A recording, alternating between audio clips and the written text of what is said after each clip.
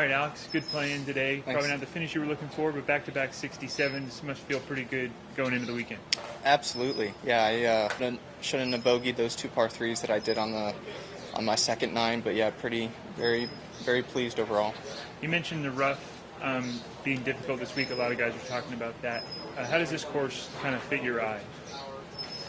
It's good. I feel like most of the fairways are fairly generous, and it's not super firm. I can't imagine what this course would be like if the ball's running 30 or 40 yards in the fairway.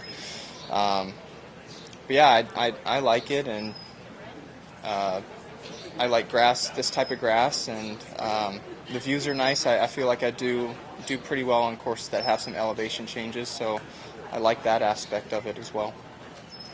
Hey Alex, you had a couple top 10s this season. I'm just curious what you learned from those experiences that'll help you prepare for this weekend. Probably the biggest thing was that I can compete out here. That was just validation for me that I can compete at the highest level and play with the guys out here. And then just realizing that you know not everybody hits a shot where they're looking exactly, every single time. You don't have to be perfect. There's no one right way to play golf. You just have to make a score out of what you do. So those are probably the 2 things that I learned the most. I understand that you played on the Mackenzie Tour. I'm just curious what memories you have of that and playing in Canada. So I got on the Mackenzie Tour at a weird time. So I got my card in 2020, the week before COVID hit and everything shut down. So in the summer of 2020, we played the local IQ series, and that was in the U.S. And then last year, we were on the Forum Tour, and that was in the U.S. So I had a Mackenzie Tour card for 2 years, but never played up here in Canada. Oh, wow. Yeah. And what about that experience did, I guess, prepare you for now, just, all this change and, jumping place to place? I think the biggest thing is just that playing 4 rounds of golf. In college, most of our tournaments are only 3 rounds, and 4 rounds is a lot different than 3. And then just trying to figure out travel. We didn't play back-to-back weeks every single week on the Forum Tour, the Mackenzie Tour, so the travel was certainly something that you have to get used to, and just trying to manage your time. That's what I would say. And finally, just you mentioned your college career, being a Duke alum, one of the best collegiate players from Duke. How did that experience shape you into the golfer you are now? What did you learn from that experience? Well, I wasn't by any means one of the top ranked guys coming out of college, and the first couple of years of college I wasn't doing anything crazy, but I just kind of felt like I got incrementally better every single year. And I feel like if I can keep doing that, then I'll fare pretty well. And I just felt like I developed really well as a player, and the coaches and facilities at Duke allowed me to do that really well. And I just kept gaining self-belief, and that served me really well.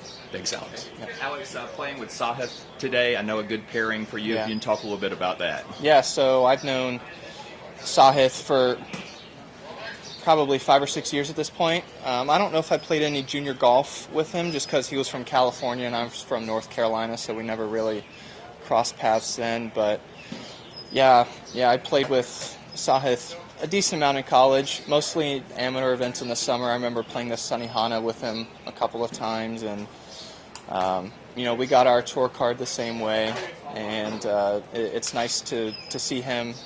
I've been cheering him on. He had a really good week last week, and it's nice to see him have a lot of success out here as well.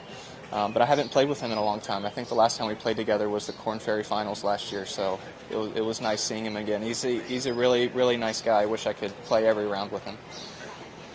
Alex, good question. You mentioned you had to scramble a little bit today. I know you found the rough today more than yesterday, but just what did you learn from that, and what kind of strategy do you have hitting out of some of that thick rough out there? How do you do it? Most of the time it's lie dependent.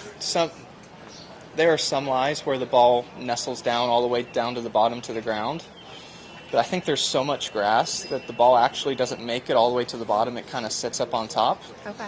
And if you have a shorter iron in, you can advance something up there pretty far. If you're trying to hit a 5 or 6 iron out of there, it's a little more difficult. But yeah, you just have to read the lie. If the grass is laying with you, if the grass is going towards the hole, it's certainly a lot easier. If it's back into you, it doesn't come out at all. So I'm going to try and stay out of it the rest of the week. Tough to control the ball spin a little bit on some of those Oh, flyer lies? absolutely, yeah. Yeah, you have to. I had one-on-one. I landed it 20 yards short of the hole, and it finished pin high. So There you go. you get 15 to 20 yards of bounce and roll. So it's certainly tough to judge. All right, thank you. Yeah, you got it. Thanks, Alex. Sure.